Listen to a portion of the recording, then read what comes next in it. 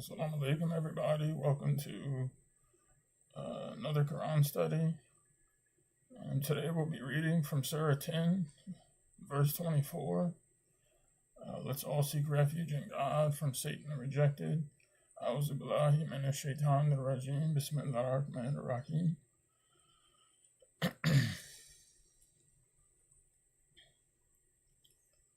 Verse 24. The analogy of this worldly life is like this. We send down water from the sky to produce with it all kinds of plants from the earth and to provide food for the people and the animals. Then just as the earth is perfectly adorned and its people think that they are in control thereof, our judgment comes by night or by day, leaving it completely barren as if nothing existed the previous day. We thus explain the revelations for people who reflect. Next verse, God invites the abode of peace and he guides whomever he wills in a straight path. So, we have a book of, this is profound wisdom. It's the best book. It's the final scripture and testament that consummates all previous scriptures. So, it's there's a lot to reflect on here. And this verse 24, it's a really good analogy, because if we think more about it, sometimes I may read these verses and think about it, but if we really think about how there's a lot of examples for the human beings, to reflect on, right?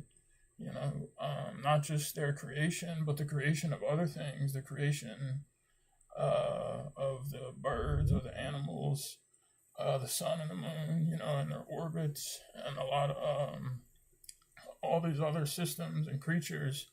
But also we can see this analogy that it's exactly this, how the earth is adorned with all these types of beautiful plants, different varieties, and water sent down to produce all these things. Just like we have all these provisions and all these different parts of the creation, on our spaceship.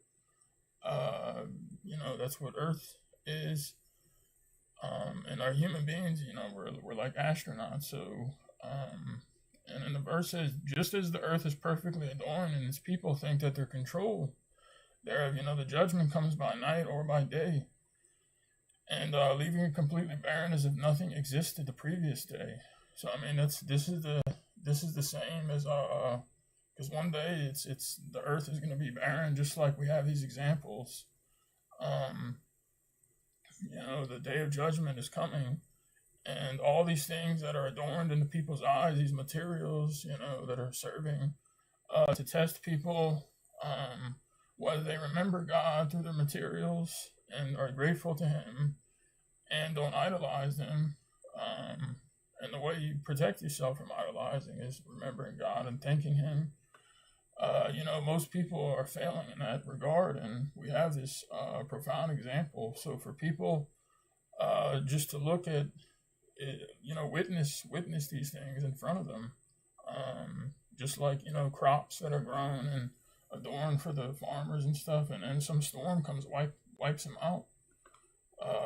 Not just that, we see a lot of different types of these examples, whether it's a season, or if it's just judgment upon a group of people, or people who deserve that God's judgment after that.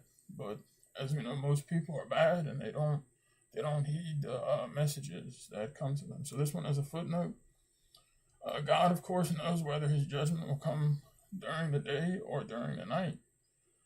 But it just happens that the earth will be half day and half night when the end of the world comes. Another scientific miracle of the Quran. So this is a human being. If this was human made, this would not have been thought of. Just even the most intelligent, scientists, like book smart people, make mistakes and I mean, they have to have editors and proofreaders and, on their novels and stuff. I mean, stuff that, this is a miracle. Like, this is something that would have slipped, easily if it was human made. But God is perfect, and so is His revelation. So this is another miracle. Heaven and hell are eternal. For the righteous, the reward will be multiplied manifold. Their faces will never experience any deprivation or shame. These are the dwellers of paradise. They abide therein forever. As for those who earn sins, the requital is equivalent to their sin. Humiliation is their lot, and no one beside God can protect them. Their faces will seem overwhelmed by masses of dark night. They will be the dwellers of hell. They abide therein forever.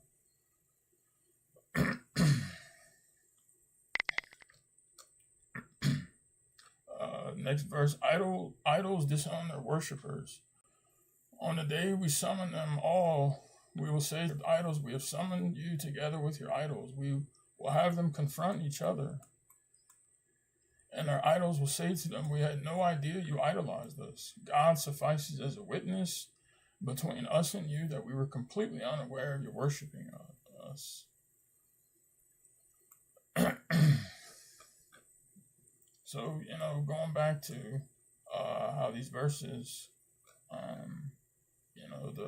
these two verses, heaven and hell are eternal.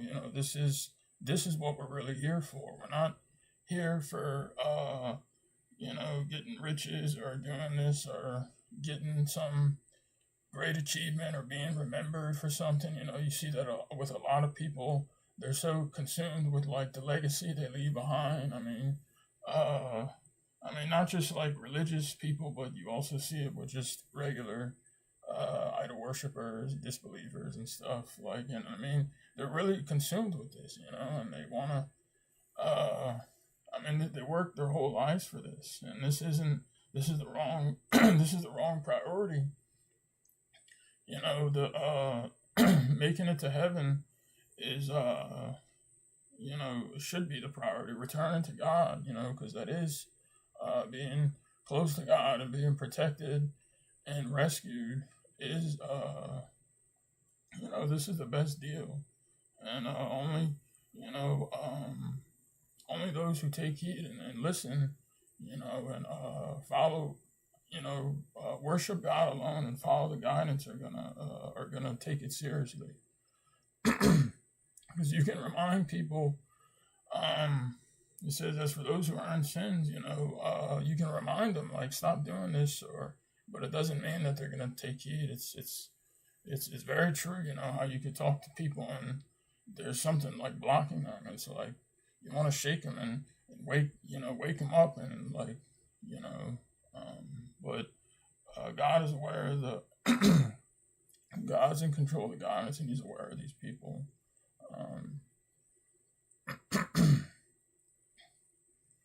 But yeah, looking at the faces will never experience any deprivation or shame. We have examples like, in this world, we know what these things are. We know what they feel like, of course, because, we've even coming prior into submission and going through different phases in life prior or after and going through tests and stuff. We know what we can appreciate these things. And on the contrary, humiliation is their lot, for the people who go to hell. None beside God can protect them, So on that day, they're going to realize all power belongs to God. These idols, Jesus is not going to come save them. They're going to call on them. It's really evil for them to lie about God,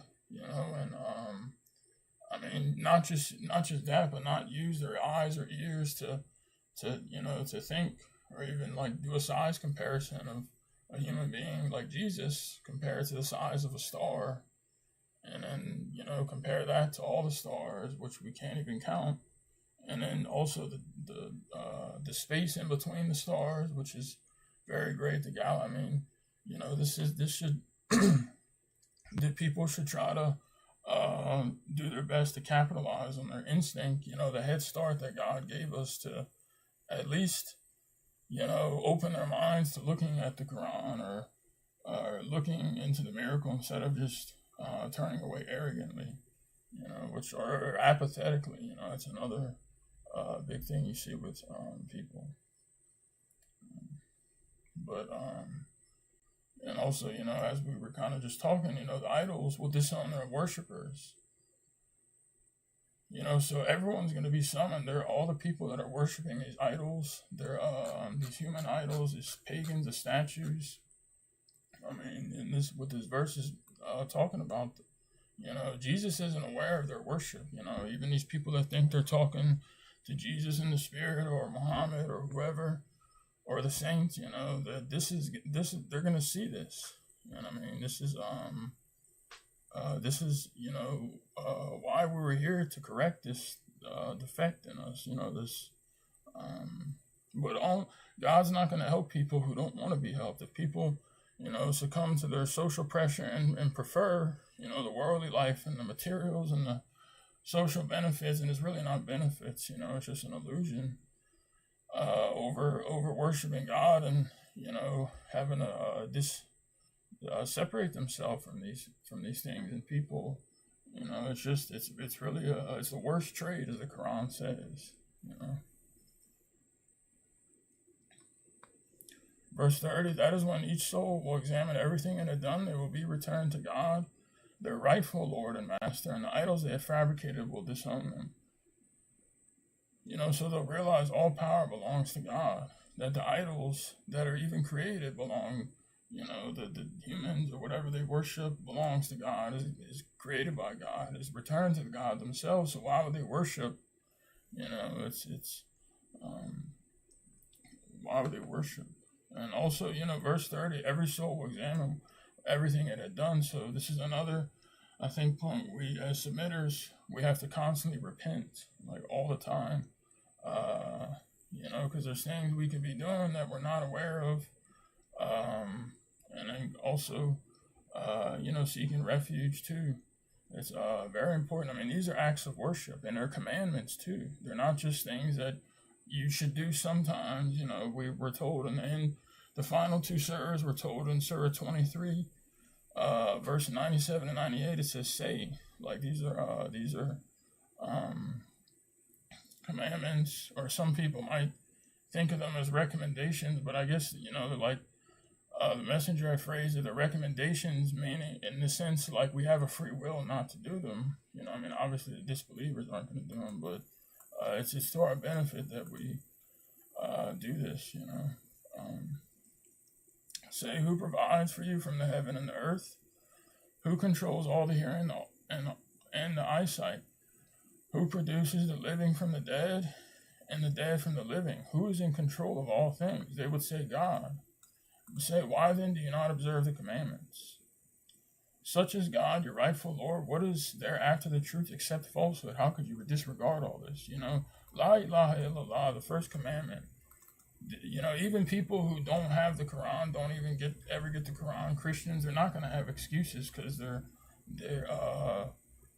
that's why the Quran came too, to make it easy for them. It's a book of guidance, and it clears out all the junk.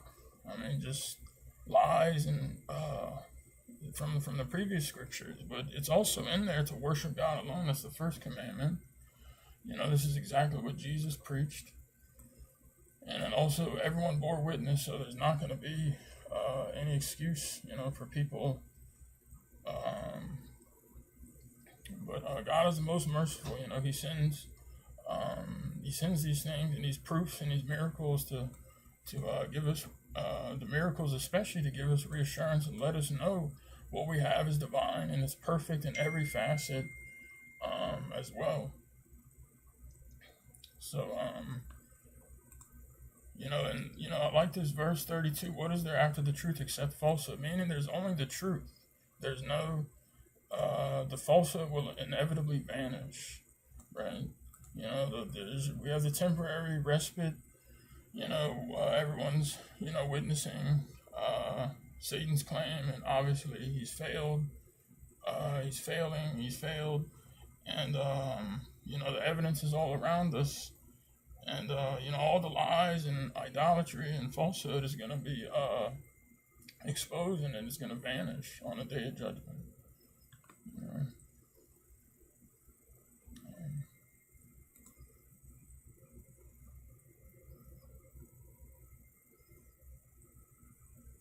This is what your Lord's decision does to those who choose to be wicked. They cannot believe. So someone who chooses to disregard the message, you remind them whether, it doesn't matter where they're from. You do it in different ways. I mean, you really, one part of you, you want to shake this person and be like, what are you doing? Like, what on earth are you, is the problem? Is the issue with you? And you want to feel bad for them in a sense, but you quickly realize, after reflecting that, this person does deserve to be guided, or appreciated the guidance, right? Appreciated God alone, appreciated the truth. God would have helped them in their decision, but like we're told, there's only really the decision we make is to either be with God or be with Satan. And these people choose to be with Satan, even if they don't believe in Satan. That's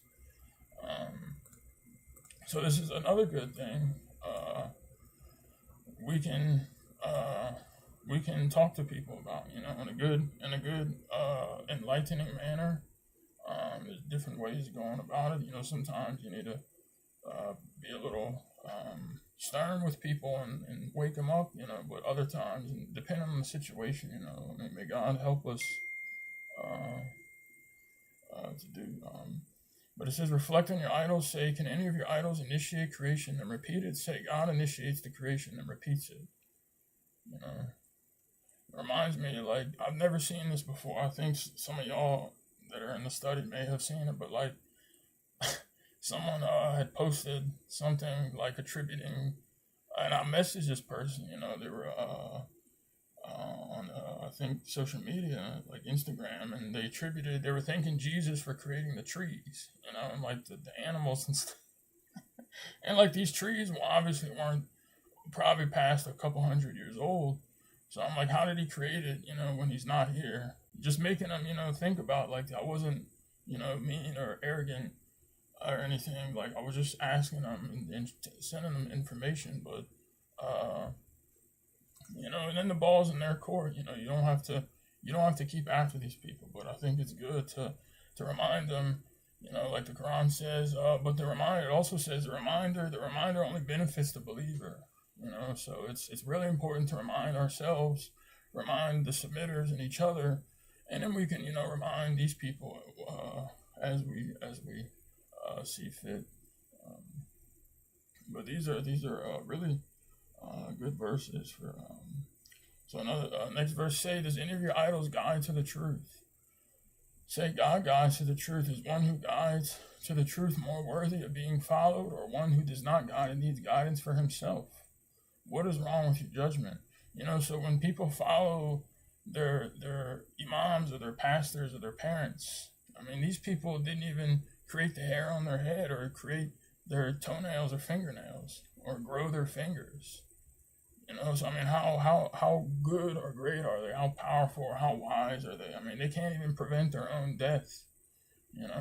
I'm sure if some of these people could, if they could live to 200, they would. I mean, they can't. I mean, so I mean, really, I mean, how great these people need guidance for themselves, is the point I'm getting at, like, so, following religious scholars, following our parents, blindly following your own opinions, because we need guidance for ourselves. So, people who come up with their own opinions, that is not, that is contrary to what God says, and is not the truth. That's that's an idol. In a way, it's worshiping the ego.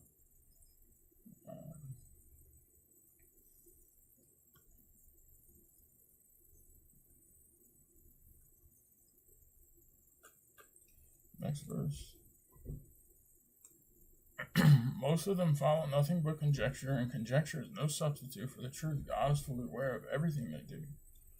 Yes, mashallah, just like I was saying, following these fancy words, which, like in Surah 6, there's a verse that says we've been allowed, or we've inspired the enemies of the prophets, the humans and the jinn devils, these enemies of the prophets, to inspire fancy words in each other in order to let them deceive, in order to expose those who harbor doubts about the hereafter, and those the true convictions in people's heart. That's essentially, God willing, I'm re-paraphrasing it correctly. But that's essentially, all these things, all these different, quote unquote wise words of these, these teachings. They don't have any proof behind what they're saying. Most of it's nonsense, and none of it works. Meaning works, like, what do you mean works? Well, what's the most elusive objective, like I've seen with all these people? I mean, even before submission, I looked into a lot of this stuff, and it doesn't, it's a cycle of, misery, and any happiness you get is not real happiness. It's just masqueraded. I mean, you see all the problems with people. Happiness is submission to God, and you're not going to find it. Like these people are constantly searching for it. So they're just following conjecture, and it's not a substitute for truth. I mean, you see this even within religions too, and God, we're reminded God is fully aware of everything they do. So we can just do our part to, stand firm for the truth and promote it, proclaim it for people, and also, keep examining ourselves and worry about, our own necks, and then help and support the fellow submitters. We don't owe these people support. The only, support or affairs we should have with them is out of necessity. I mean, these are idol worshippers. I mean, be, amicable with them and remind them, and then, but we're not hanging out with them or anything, because they're just, that's also commandments. Verse 37, only God can alter the Quran. This Quran could not be possibly altered by other than God. It confirms all previous messages and provides a fully detailed scripture. It is infallible, for it comes from the Lord of the universe. If they say he fabricated it, say, then produce one surah like these, and invite whomever you wish other than God, if you are truthful. Indeed, they have rejected this without studying and examining it, and before understanding it. Thus did those before them disbelieve. Therefore note the consequence for the transgressors. We see this so much, especially verse 39, with people that are allergic. Mashallah, I like that term. Brother Suleiman had, I heard that term from him, before making, I think, consulting for some advice. I remember about 2 years ago, I was posting a video, just for, friends and family. And if people decide to be allergic to the Quran, that's too bad. Like, we don't care about that, and it's exactly this. It causes them to reject it without studying and examining it and before understanding it, and it's actually a culmination, I believe, of apathy and ego. They're so egotistical and think, okay, their Bible or whatever, or their, not the Quran, the final testament, the other Quran with the 2 verses, and that doesn't have the authorized translation. They're happy with that. So it also shows, like, they're too egotistical to actually look and study it and study the miracle and think about these things. But as we read earlier, it's infallible, for it comes from the Lord of the universe. I mean, it's going to be perfect because it's coming from God, the most great. And also people who, you hear this too. I mean, I've heard this a lot, saying it's a copy from this scripture, that scripture, and it's actually not. There's other verses that says, Muhammad had no idea about the knowledge or revelations or the history therein. About Moses, he had no idea about these things. If it, that way, God forgive me if I'm not. But that way, the idol worshippers and the disbelievers don't have like an argument. They say, "Oh, you read the previous scriptures." No, that was actually the verses that address that. But you see, I still, I see this today. But this is where we actually have proof behind what we're saying, and it confirms the most logical, sensible message of God alone. So moving on to the next verse.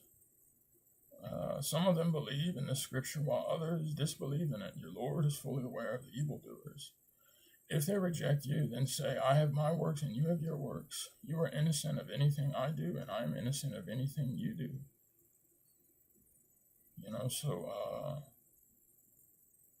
Some of them believe in the scripture, and then others are going to disbelieve. And this is a good verse too. The Lord God is fully aware of all the evildoers.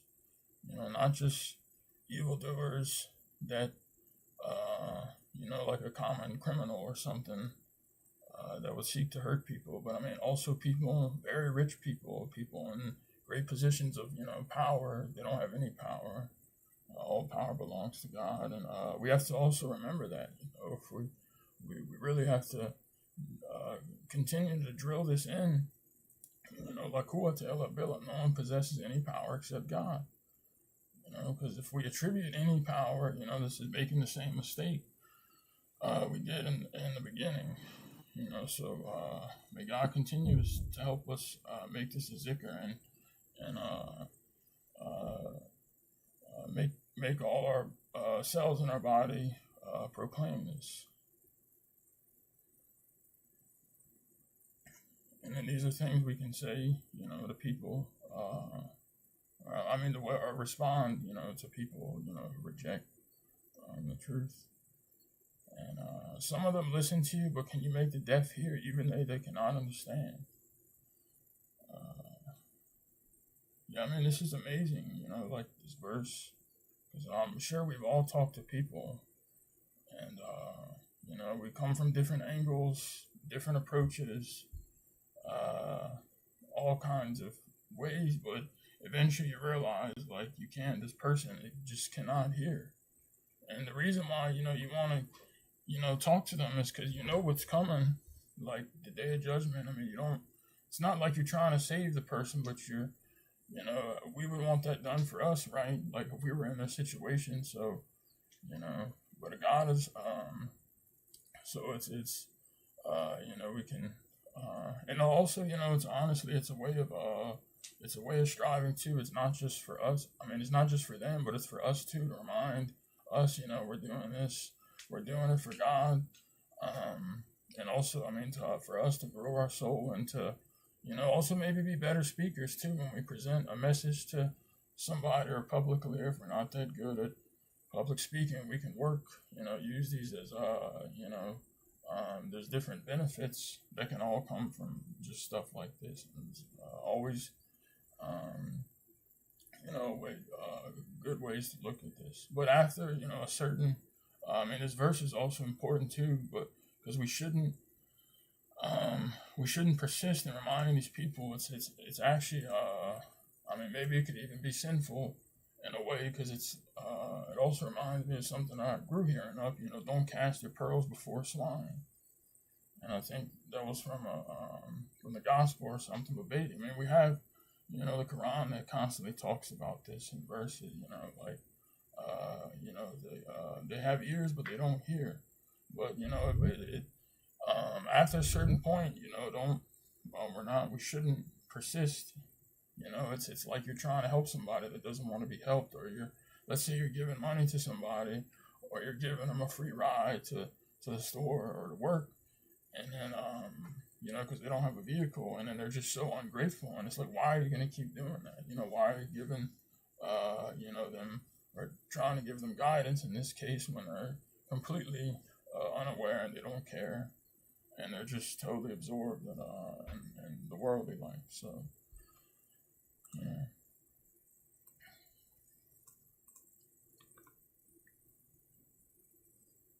Yeah, I mean, like this, can you make the deaf hear? I even, uh, thought about that recently. And like, then you realize like the guidance is controlled by God, and not to, and just to let it go with some people. Humans freely choose their paths. Some of them look at you, but can you guide the blind, even though they do not see? So the same verse: listening and hearing, and then seeing. God never wrongs the people. It is the people who wrong their own souls.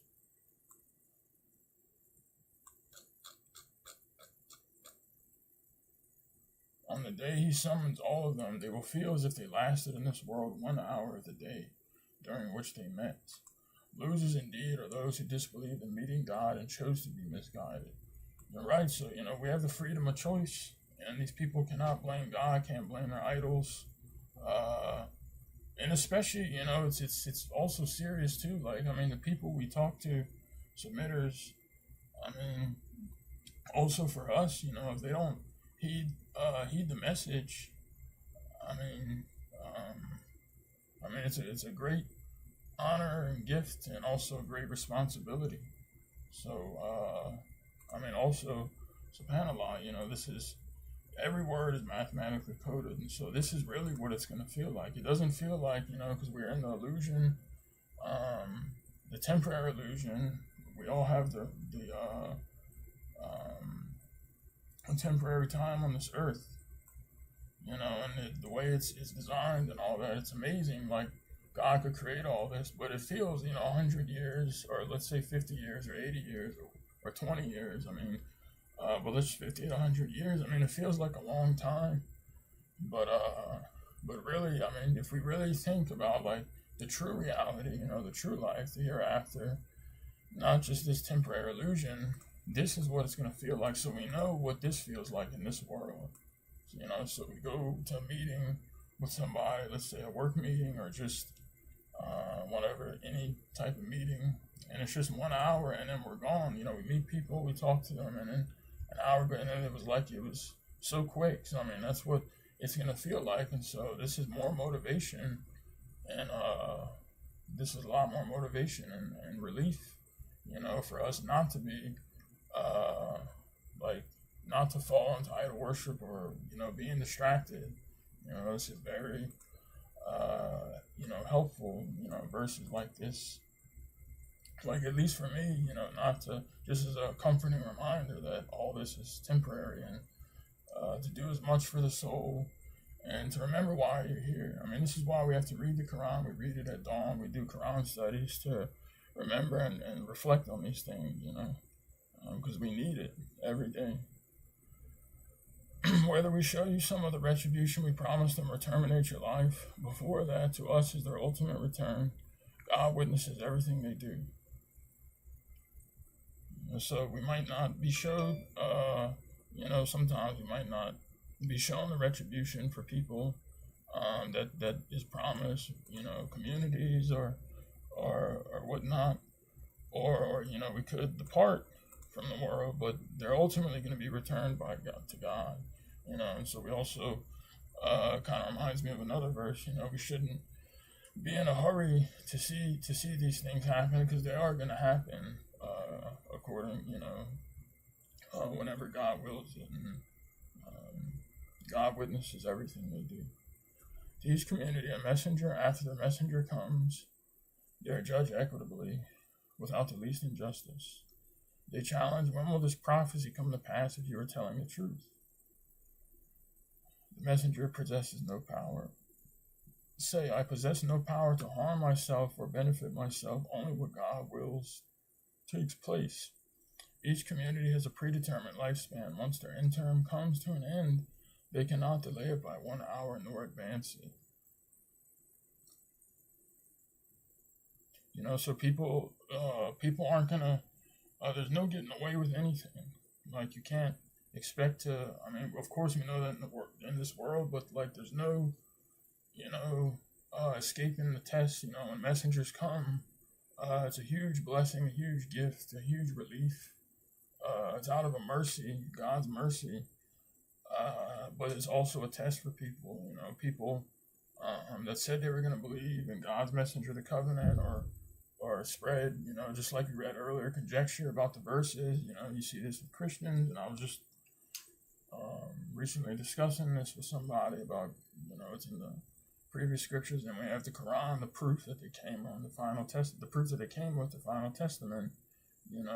These people are going to be judged, without the least injustice. So, they all made the covenant. We all made the covenant when we came here to believe in God's messengers. And, these people there's still time, for everybody. But, time can go by fast for people. So, not, using every waking moment to worship God and to also strive in His cause and do as much as we can to also grow our soul, because we want to be as close to God as possible. That's the happiness, the heaven is that.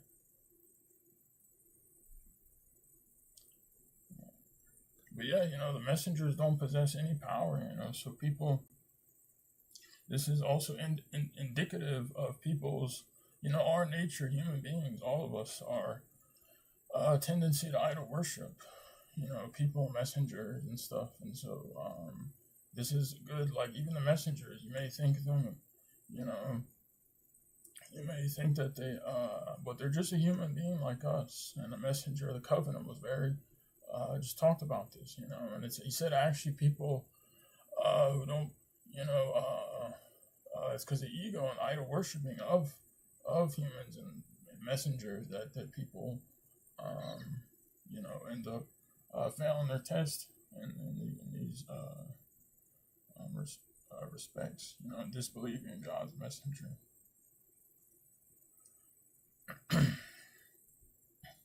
And there's no growing the soul. And, another thing we have to, remind ourselves. I was reminding myself the other day, like, this life is, like there's no,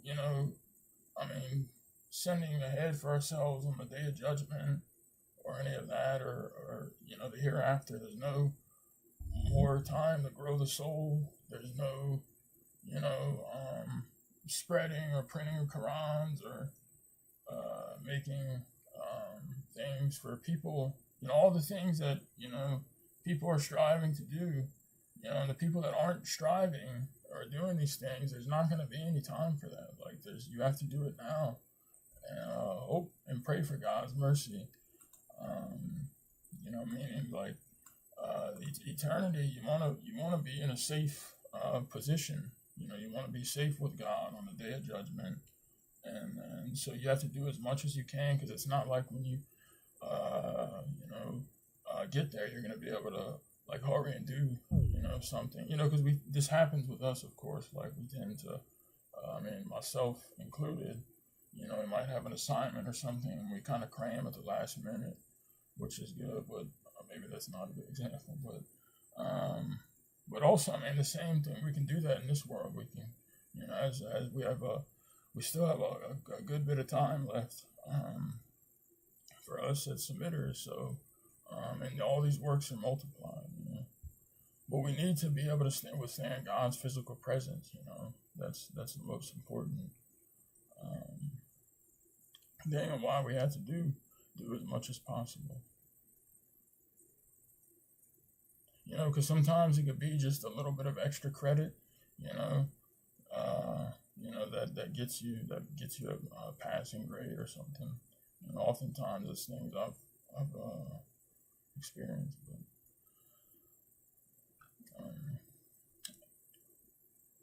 if it does happen, will you believe then? Why should you believe then? You used to challenge to come. So this is just ego with these people. It doesn't pay to be arrogant or egotistical or to fight the truth, because most assuredly, like the verse says, God and His messengers will win. and triumph, and the victory belongs to them. It will be said to the transgressors, taste the eternal retribution.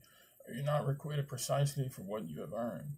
They used to challenge, they challenge you to prophecy. Is this really what will happen? Say, yes, indeed, by my Lord, this is the truth, and you can never escape. So those who disbelieve in God are not going to get away with it. I think there's even a verse that says something like that, like they can't they can't get away with disbelieving. Meaning why it's important for people to believe in God and heed the reminders. And but Okay, so this is if there's any comments or questions, please feel free. If I made any mistakes, may God forgive me. Thank you.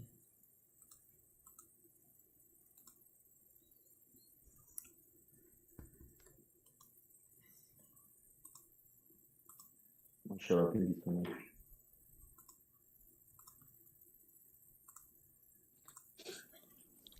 Mashallah, brother. Mashallah. Mashallah, thank you all.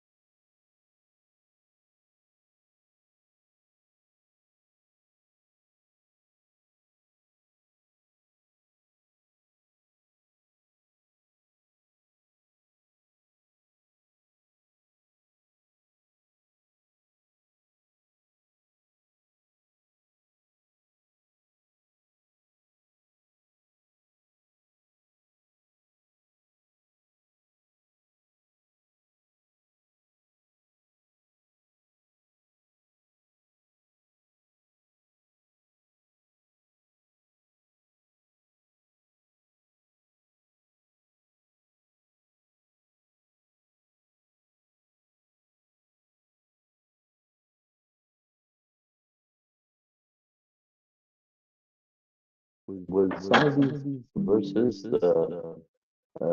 mentioned in your calculations, John, I feel like maybe they were different verses.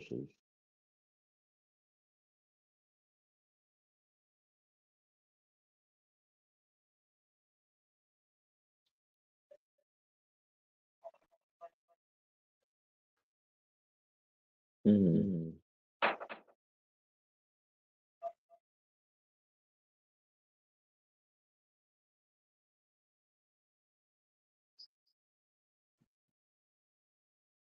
Mm-hmm.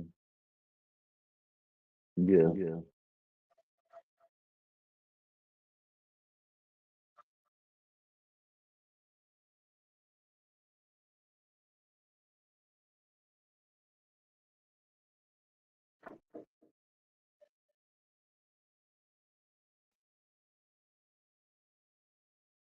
Mm-hmm. Yeah, okay, I see those, yeah.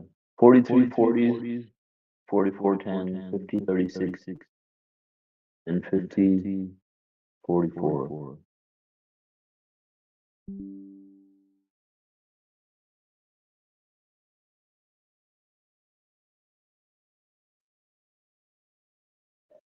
Well, there was one about specific time on a specific day. I think that was a different one, right?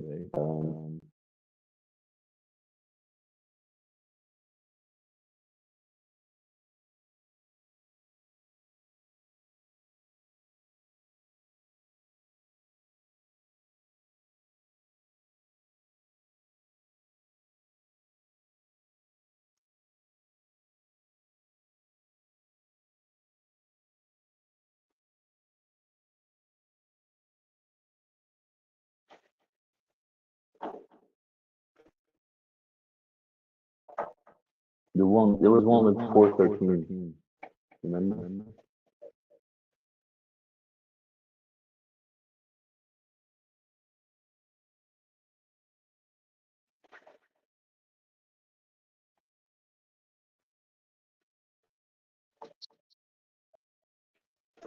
Mm-hmm. Mm-hmm.